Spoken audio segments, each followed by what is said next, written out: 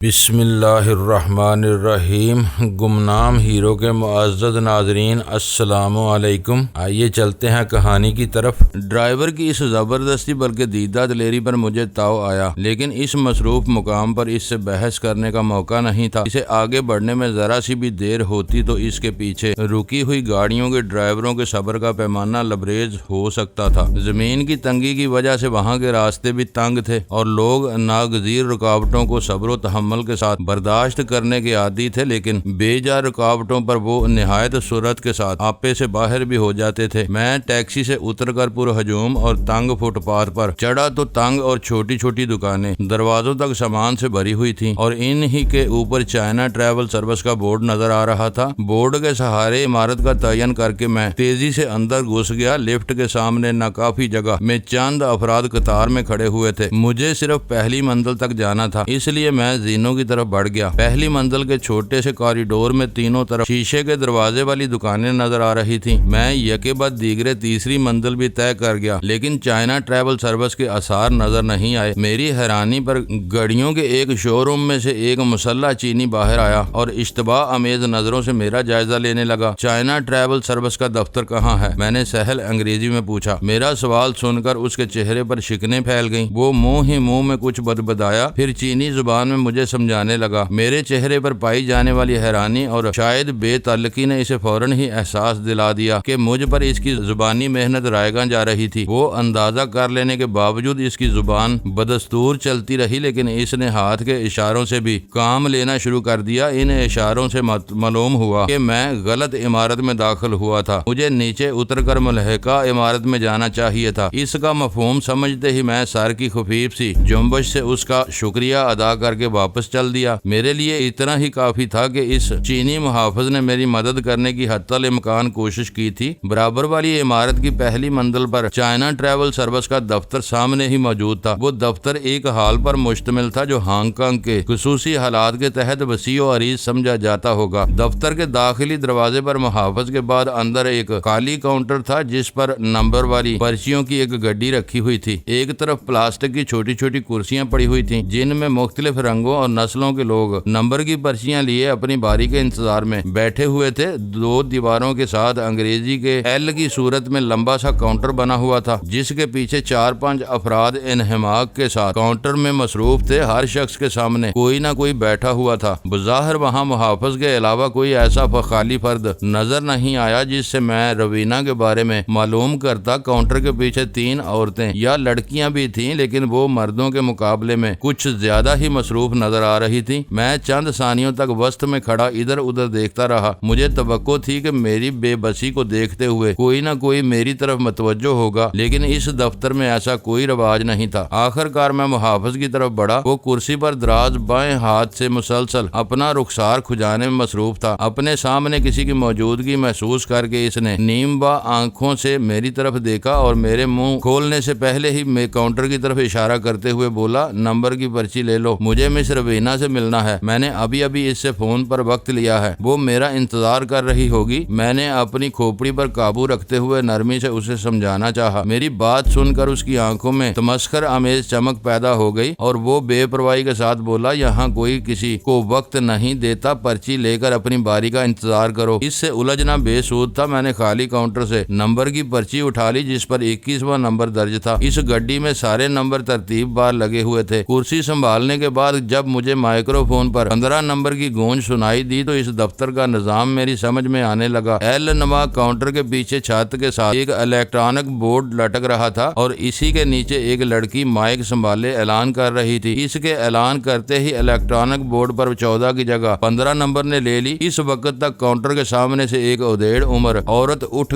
چکی تھی اور 15 نمبر والا لمبا تڑنگا امریکی اپنا بیگ سنبھال کر خالی کاؤنٹر کی طرف بڑھ گیا۔ گویا وہاں انتظار کرنے والوں کو ہر وقت یہ معلوم رہتا تھا کہ ملاقاتوں میں کون سا نمبر چل رہا ہے۔ کاؤنٹر خالی ہوتے ہی اگلے نمبر کو پکار لیا جاتا تھا۔ یہ طریقہ کار بہت سیدھا سادہ اور بے ضرر تھا، لیکن ایک نجی کاروباری ادارے کی بجائے کسی سرکاری یا سفارتی مرکز کے لیے زیادہ موزوں نظر آتا تھا۔ میں نے غیر ارادی طور پر سگریٹ سلگانے کا ارادہ کیا تو وہاں تمباکو نوشی کی ممانعت کی کئی علامات نظر آئیں۔ میں نے دیکھا کہ پورے دفتر میں کوئی بھی سگریٹ نہیں پی رہا تھا اور نہ ہی وہاں ایش ٹرے کی قسم کی کوئی چیز نظر آ رہی تھی۔ وہاں مصروف اور کام کی تقسیم کا یہ عالم تھا کہ مائک والی لڑکی 15 نمبر کا اعلان کرنے کے بعد اپنے سامنے رکھے ہوئے کاغذات کے پلندے کو نپٹانے میں مصروف ہو چکی تھی۔ وقفہ سے نمبر 1 کا اعلان ہوتا رہا، لیکن میں محسوس کر رہا تھا کہ وہ ایجنسی کاروباری اعتبار سے خاصی مصروف اور مقبول تھی، کیونکہ لوگوں کے جانے کے باوجود میرے قرب و جوار میں بھری ہوئی کرسیوں کی مجموعی تعداد میں بتدریج اضافہ ہوتا جا رہا تھا۔ میرا نمبر آیا تو کاؤنٹر پر ایک مانک نوجوان اپنے ہونٹوں پر کاروباری مسکراہٹ سجائے میرا استقبال کرنے کے لیے تیار تھا۔ اس نے ادب اور احترام سے مجھے خالی کرسی پر بیٹھنے کے لیے کہا اور پھر سوالیہ انداز میں میری آنکھوں میں آنکھیں ڈال دی۔ مجھے مس روینہ سے ملنا ہے، میں نے اسے گھورتے ہوئے خشک لہجے میں کہا۔ بزنس؟ اس نے تائید طلب لہجے میں سوال کیا اور میرے اقرار پر فوراً ہی روینہ کو آواز دی۔ وہ اس سے تیسری نشست پر کسی گاہک کے ساتھ گفتگو میں مصروف تھی۔ ان دونوں نے اپنی جگہیں چھوڑے بغیر چینی زبان میں چند فکروں کا تبادلہ کیا۔ پھر میرا میزبان مسکراتے ہوئے بولا، تم تیسرے کاؤنٹر پر چلے جاؤ، لیکن وہاں تو کرسی خالی نہیں ہے۔ میں نے جھک کر ادھر دیکھتے ہوئے کہا، تم جاؤ، روینہ اس شریف آدمی کو میرے پاس بھیج رہی ہے، وہ بولا۔ اس وقت میری تپی ہوئی کھوپڑی ہر بات کا منفی مفہوم اخذ کرنے پر تلی ہوئی تھی۔ مجھے یوں محسوس ہوا جیسے اس نے روینہ کے پاس بیٹھے ہوئے شخص کو شریف آدمی قرار دے کر مجھے رذیل آدمی کہا ہو۔ میں اس سے الجھنے کا خطرہ مول نہیں لے سکتا تھا، اس لیے اپنے دل کا غبار نکالنے کے لیے میں اسے اردو میں ایک گالی دیتا ہوا وہاں سے اٹھ گیا۔ واہ، دل خوش کر دیا۔ اردو میں کہے گئے ان الفاظ پر میں بری طرح چونک پڑا۔ پھر مجھے وہ شخص نظر آ گیا جو اپنی باری کے انتظار میں گود میں ایک نقشہ پھیلائے بیٹھا تھا۔ پردیش میں اپنی زبان، اور وہ بھی گالی کی صورت میں، سن کر دل نہال ہو گیا۔ مجھ سے نگاہیں چار ہونے پر وہ اپنی جگہ سے اٹھتے ہوئے خوش دلی کے ساتھ بولا، سالے اپنے کام کے پیسے لیتے ہیں لیکن اس طرح پیش آ رہے ہیں جیسے مفت خدمت خلق کر رہے ہوں۔ میں نے اپنے دل کا غبار مزید ہلکا کرتے ہوئے کہا اور وہ ہنستا ہوا واپس بیٹھ گیا۔ اس اثنا میں روینہ کے سامنے والی کرسی خالی ہو چکی تھی۔ میں نے دیکھا کہ چپٹے نکوش اور متورم آنکھوں کے باوجود وہ خاصی دلکش اور قبول صورت لڑکی تھی۔ سب سے بڑی بات یہ تھی کہ اس کے چہرے پر فلسفیانہ سنجیدگی کے بجائے بارونق مسکراہٹ رچی ہوئی تھی۔ میرا خیال ہے کہ فون پر میری تم ہی سے بات ہوئی تھی۔ اس نے اپنی کرسی سے اٹھ کر مجھ سے ہاتھ ملاتے ہوئے گرم جوشی کے ساتھ کہا، میرا نام روینہ ہے، روینہ بین، اور مجھے تنویر کہتے ہیں۔ اس کی گرم جوشی نے پل بھر میں میرا غصہ تحلیل کر دیا۔ میں جلد از جلد مکاؤ جانا چاہتا ہوں۔ کرسی سنبھالتے ہی میں نے مطلب کی بات چھیڑ دی۔ کب واپسی کا ارادہ ہے؟ اس نے اپنی کوہنیاں کاؤنٹر پر ٹکا کر قدرے دھیمی آواز میں پوچھا۔ 2-4 دن یا شاید 1 ہفتہ بھی لگ سکتا ہے، ابھی میں کچھ نہیں کہہ سکتا۔ میں تم سے فون پر بات کرتے ہی سمجھ گئی تھی کہ ایسی ہی کوئی بات ہوگی، ورنہ شوائے تم کو مجھ سے رجوع کرنے کا مشورہ نہیں دیتی۔ کہیں مکاؤ کے جوئے خانوں کی شہرت تو تمہیں وہاں نہیں لے جا رہی؟ کیا غیر ملکیوں کے لیے ان جوئے خانوں میں داخلہ ممنوع ہے؟ میں نے حیرت سے پوچھا۔ ان کی رونق ہی غیر ملکی سیاحوں کے دم سے ہے۔ بات صرف اتنی سی ہے کہ لمبی رقمیں جیتنے والے جواری مکاؤ سے بہت کم صحیح سلامت واپس آتے ہیں۔ تو کیا وہاں لا قانونیت اتنی زیادہ ہے کہ نوبت قتل و غارت گری تک آ گئی ہے؟ اول تو وہاں کبھی بھی قانون کی بہت زیادہ بالادستی نہیں رہی، سارا امن و امان۔ اس لیے نظر آتا ہے کہ اس میں مکاؤ کے بدماشوں کا مفاد ہے۔ وہاں ہر وقت دنگا فساد ہونے لگے تو لاکھ پتی جواری ادھر کا رخ بھی نہ کریں گے، بس جیتنے والے کو ان کے ایجنٹوں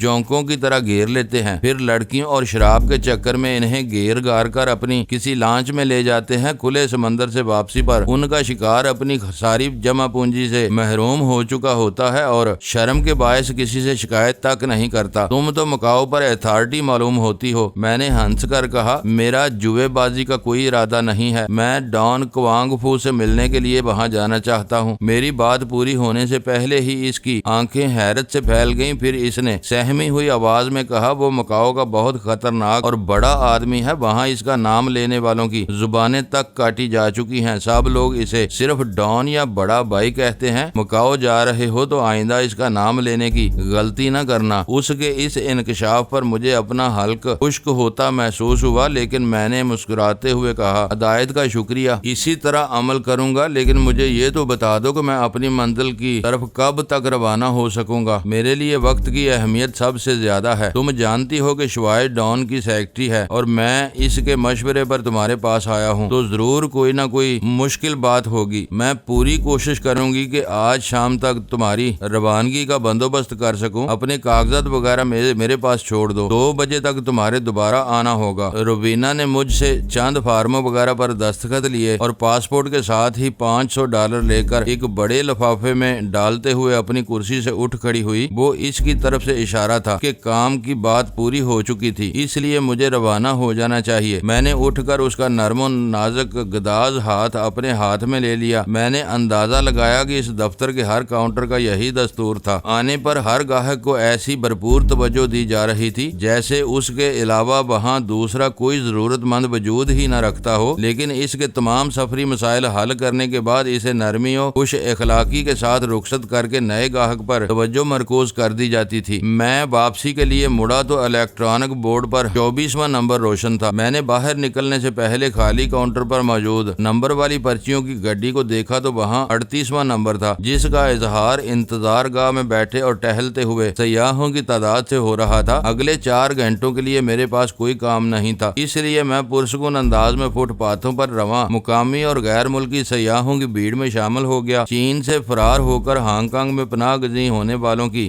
بنا پر وہ شہر نما ملک ہمیشہ سے آبادی کے شدید دباؤ کا شکار رہا ہے. پھر انگریز حکمرانوں نے چین کی بغل میں واقع اس بندرگاہ کو آزادانہ تجارت کی کھلی چھوٹ دے کر اس خطے کی تجارتی منڈی میں اہم ترین مرکزی تبدیل کر دیا تھا, جس کی بنا پر وہاں پورے سال سیاحت اور خریداری کے شوقین غیر ملکیوں کا ازدحام رہتا تھا. ہانگ کانگ میں خشک اور مستہ زمین کی بے انتہا قلت تھی, جس کا سدباب کرنے کے لیے زیر زمین ماس ٹرانزٹ ریلوے اور زیر آب سرنگوں کے ساتھ ہی فلک بوس عمارتوں کا سہارا لیا گیا تھا. ساحلی پٹی سے ہٹ کر سنگلاخ پہاڑی ڈلانوں تک کے سینے چیر کر کنکریٹ اور لوہے کی اونچی اونچی عمارتیں بنائی گئی تھیں. وہ سلسلہ رکا نہیں تھا بلکہ پورے زور و شور کے ساتھ جاری تھا, لیکن اس کے باوجود ہانگ کانگ کے مکانوں, دکانوں, راستوں اور فٹ پاتھوں تک سے زمین کی شدید قلت کا اظہار ہوتا تھا, جسے صرف سلیقے اور نظم و ضبط کی پابندی سے قابو میں رکھا گیا تھا. میں بغلی راستوں سے آگے بڑھا تو ایک چھوٹے سے پارک کے کنارے 2 عورتیں ٹھیلوں پر گھڑیاں بیچتی ہوئی نظر آئیں. میں وقت گزاری کے خیال سے ایک ٹھیلے پر رک گیا. ٹھیلے پر ہر رنگ اور ساخت کی سینکڑوں خوبصورت گھڑیاں بکھری ہوئی تھیں اور کئی غیر ملکی مرد اور عورتیں بہت حیرت اور اشتیاق کے ساتھ اس ڈھیر میں اپنی پسند کے ماڈل تلاش کر رہی تھی. مول تول کا کوئی حساب نہیں تھا. بیچنے والی جس گھڑی کے $100 مانگتی تھی, خریدار 40 لگاتا تھا اور پھر 60-70 میں سودا ہو جاتا تھا. آس پاس کچھ اور ہاکر بھی منڈلا رہے تھے. کسی کے ہاتھوں میں نفیس لائٹر تھے تو کوئی سلک کی ٹائیوں کی سوداگری کر رہا تھا. میں اس بھیڑ سے ہٹا تو قرب و جوار سے نکل کر اچانک ایک چینی نوجوان میرے قریب آ گیا. عمدہ گھڑیاں خریدو گے؟ اس نے شائستہ انگریزی میں سرگوشی کرتے ہوئے اپنے ہاتھ میں دبی ہوئی فوٹو البم کی ورق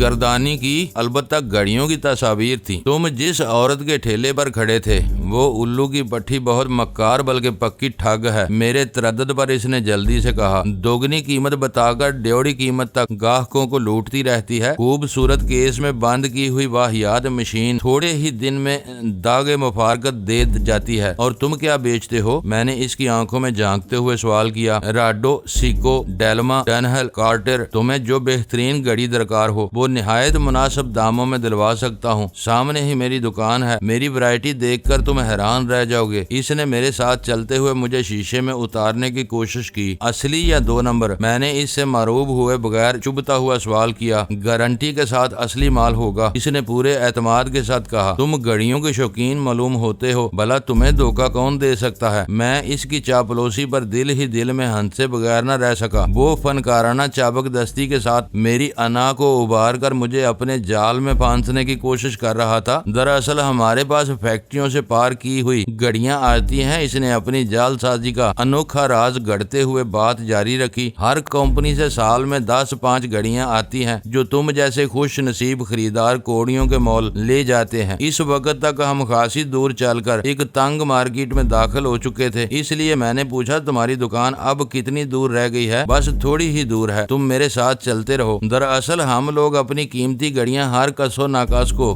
دکھا کر اپنا اور اس کا وقت برباد نہیں کرتے, آدمی کو پہچان کر بات کرتے ہیں. مجھے فخر ہے کہ گاہک کی پہچان میں مجھے آج تک دھوکہ نہیں ہوا ہے. وہ اپنی چکنی چپڑی باتوں میں الجھا کر مارکیٹوں اور گلیوں سے گزرتا ہوا تقریباً 1.5-2 کلومیٹر دور لے گیا. آخر اس مشن کا اختتام ایک ایسی پتلی سی عمارت کے سامنے ہوا جس کا داخلی دروازہ بند ہی نہیں بلکہ بلکہ اندر سے مکفل بھی تھا۔ اس نے دروازے کے شیشے پر دستک دی تو مسلح دربان نے دروازہ کھول دیا اور وہ مجھے لے کر لفٹ میں داخل ہو گیا۔ تم تو دکان کہہ رہے تھے، یہ ہم کہاں جا رہے ہیں؟ میں نے ہلکا سا احتجاج کیا۔ یہ ہانگ کانگ ہے، وہ ہنستے ہوئے بولا۔ یہاں آدھی دکانیں ایسی ہی عمارتوں میں ہیں۔ اس عمارت میں ہمارے علاوہ ہیروں کے کچھ بیوپاری بھی دکانیں ہیں، اسی وجہ سے عمارت میں عام آدمیوں کے داخلے پر سخت پابندی ہے۔ چوتھی منزل پر لفٹ سے اترنے کے بعد ہم ایک مکفل دروازے پر رک گئے۔ شیشے کے دروازے کے اس پار ایک صوفے پر ایک موٹا سا چینی کروٹ لیے سو رہا تھا۔ دو آدمی ایک میز کے گرد بیٹھے تاش کھیل رہے تھے۔ اپنے ساتھی کو دیکھتے ہی ان میں سے ایک نے اٹھ کر دروازہ کھول دیا۔ ہمارے اندر داخل ہوتے ہی ان دونوں نے میز پر سے سانگ تاؤ نامی چینی بیئر کی لمبی بوتلیں اٹھائیں اور اندر والے کمرے میں غائب ہو گئے، جہاں پہلے سے کسی کی موجودگی کے آثار تھے۔ اس کمرے میں ایک طرف وزنی تجوری رکھی ہوئی تھی، مچان پر بستروں کا ڈھیر نظر آ رہا تھا۔ مجھے یہ اندازہ لگانے میں دشواری نہیں ہوئی کہ وہ 5-7 چینی ان ہی کمروں کی رہائش کے طور پر استعمال کرتے تھے اور دن میں بستر سمیٹ کر انہیں دکان یا دفتر کارخانے کا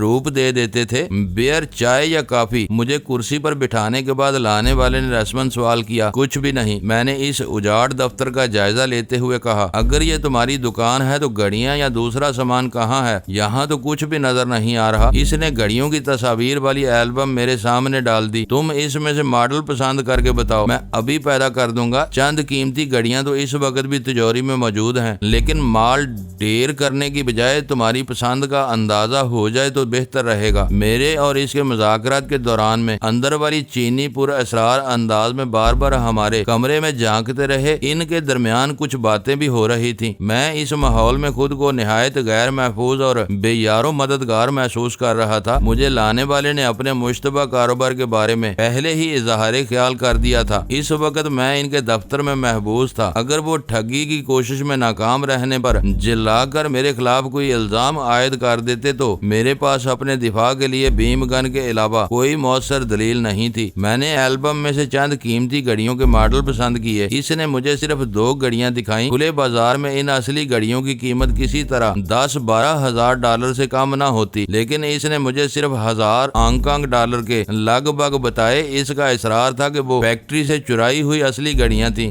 جبکہ میں مشہور عالم گھڑیوں کی چربا سازی میں ہانگ کانگ کی شہرت سے بخوبی واقف تھا، لیکن اس دفتر کے پر اسرار اور غیر محفوظ ماحول میں گھٹن محسوس کر رہا تھا۔ اس لیے انہی میں سے ایک گھڑی پر مول تول کر کے 400 میں سودا کر لیا۔ میں امریکی ڈالروں میں رقم ادا کر رہا تھا تو اندر والے کمرے سے ایک سفید فام برآمد ہوا۔ اس کے چہرے پر پھیلی ہوئی مسرت سے ظاہر ہو رہا تھا کہ وہ ہزاروں کا مال سینکڑوں میں خریدنے پر خوش تھا۔ مجھ سے نگاہیں چار ہوتے ہی اس کے لبوں پر آسودہ سی مسکراہٹ پھیل گئی۔ اسے عزت اور احترام کے ساتھ باہر ہانکنے کے بعد اس کا میزبان چینی بھی میرے پاس آ گیا۔ یہ سفید فام اپنے پورے خاندان کے لیے 10 گھڑیاں خرید کر لے گیا ہے، اس نے آتے ہی مجھے پھانسنے والے سے کہا۔ اب اندر صرف 3 گھڑیاں رہ گئی ہیں، بولو۔ میرے میزبان نے ڈالروں کی گنتی ترک کر کے مجھ سے کہا۔ 3 وہ اور 1 میرے پاس ہے، چاہو تو یہ چاروں بھی لے لو، بہت کم پیسوں میں دے دوں گا۔ میرے پاس اتنی رقم نہیں ہے۔ ان بدماشوں میں اکیلا رہ جانے کے احساس کے تحت میں نے اپنی کم مائیگی کا اعلان ضروری سمجھتے ہوئے کہا۔ دونوں مایوسانہ انداز میں شانے اچکا کر رہ گئے اور ڈالر گننے کا عمل دوبارہ جاری ہو گیا۔ رسید اور گارنٹی؟ میں نے روانہ ہونے سے پہلے سوال کیا۔ وہ تمسخرانہ انداز میں ہنستے ہوئے اٹھ گیا۔ رسید اور گارنٹی کا ساتھ یہ گھڑی 12,000 میں بکتی ہے۔ چوری کے مال کے لین دین میں یہ نخرے کہاں چلتے ہیں؟ اس نے بڑھ کر نکاسی کا دروازہ کھول دیا جو میرے لیے روانگی کی ہدایت کے مترادف تھا۔ لیکن گارنٹی کے بارے میں تو تم نے خود کہا تھا، میں نے احتجاج کیا۔ میں نے کہہ دیا بس یہی گارنٹی ہے، اس نے مشفقانہ انداز میں میرے شانے پر ہاتھ مارتے ہوئے کہا، اور میں سر جھکائے باہر نکل گیا۔ میری نظروں میں وہ جعلی گھڑی ان داموں مہنگی نہیں تھی، لیکن وہ لوگ دوسروں کو زیادہ رقم میں پھانستے ہوئے ہوں گے۔ ایسے چلتے ہوئے ہنرمندوں کے ساتھ سودا کر کے کوئی بھی خریدار مطمئن نہیں ہوتا۔ معزز ناظرین، لائک کریں، شیئر کریں اور کمنٹس باکس میں پاک آرمی زندہ باد، پاکستان پائندہ باد کا نعرہ ضرور درج کر کے اپنے ملک پر فخر کریں اور پاکستان کی بنیادیں مضبوط کرنے میں اپنا کردار ادا کریں۔ ویڈیو دیکھنے کا شکریہ۔ معزز ناظرین، اپنا خیال رکھیے گا اور ہمارے چینل کا بھی۔ ISI پاک آرمی زندہ باد، پاکستان پائندہ باد۔